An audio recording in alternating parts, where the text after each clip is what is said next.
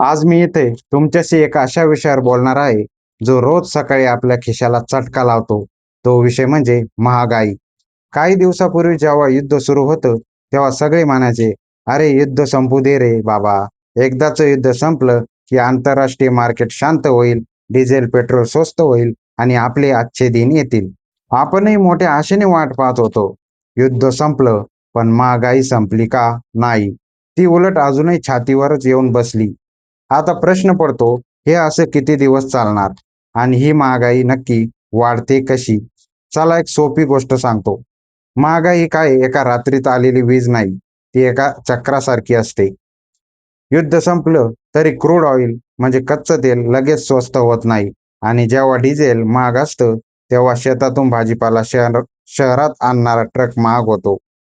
वाहतूक महाग झाली की कोथिंबीरची जोडी आणि दुधाची पिशवी आपोआप महाग होते.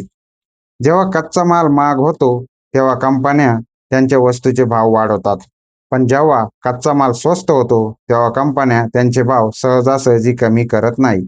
उलट त्या वस्तूचं वजन कमी करून टाकतात. उदाहरणार्थ, ₹5 बिस्किट पुड्यात आधी 10 बिस्किट यायची, आता 5च येतात.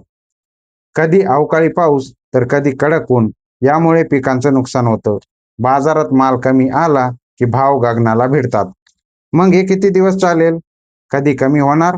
थोडं स्पष्ट बोलतो, महागाई कधीच पूर्णपणे शून्य होत नसते. ती फक्त स्थिर होऊ शकते. अर्थतज्ज्ञाच्या मते बाजाराला युद्धाच्या आणि आर्थिक मंदीच्या धक्क्यातून सावरायला अजून 1 ते 2 वर्षे लागू शकतात. जोपर्यंत सरकार इंधनावरील कर कमी करत नाही, जोपर्यंत आपल्या देशात उत्पादन वाढत नाही, तोपर्यंत हा महागाईचा आलेख असाच वर खाली होत राहील. मित्रांनो, आजचे दिन येतील या आशेवर हात वर हात धरून बसण्यात काही अर्थ नाही. सरकार कोणतेही असो, महागाई स्वतःहून कमी होणार नाही. त्यामुळे आता आपल्याला 2 गोष्टी कराव्या लागतील. कमाईचे मार्ग वाढवणे. फक्त एका पगारावर किंवा एका उत्पन्नावर अवलंबून राहून चालणार नाही. अनावश्यक खर्च कमी करणे. गरज आणि हौस यातला फरक ओळखावा लागेल.